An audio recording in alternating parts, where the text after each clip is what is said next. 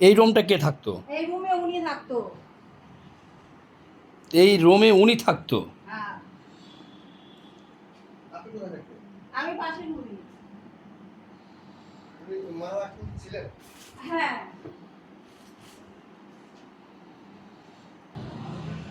আপনি কত বছর যাবত এখানে আছেন? আমার বিয়ে হয়েছে 2004 সালে, তারপর থেকে আসি। 2004 থেকে এখানে আছেন? হ্যাঁ, 2004 থেকে আসি। আপনার হাজবেন্ড কই? আমার হাজবেন্ড 2018 সালে মারা গেছে। 2018 সালে মারা গেছে? হ্যাঁ। আপনি কি করেন? আমি শিক্ষকতা করি। কোথায় কোন করেন? কোথায়? মিরপুর ইম্পেরিয়াল স্কুলে। মিরপুর ইম্পেরিয়াল স্কুলে। তাহলে এখন আপনার মা আর আপনি থাকতেন এখানে? হ্যাঁ, হ্যাঁ। তাহলে আপনার মা আর আপনি থাকতে দেখভাল মানে আপনার মার আমিই দেখভাল করতাম। আপনি করতেন, হ্যাঁ। আর আপনার দেখভাল আপনার মাই করতে এরকম? আপু, আপনি চলে আসেন, আপনি তো এখানে কিছু না, চলে আসেন। হ্যাঁ।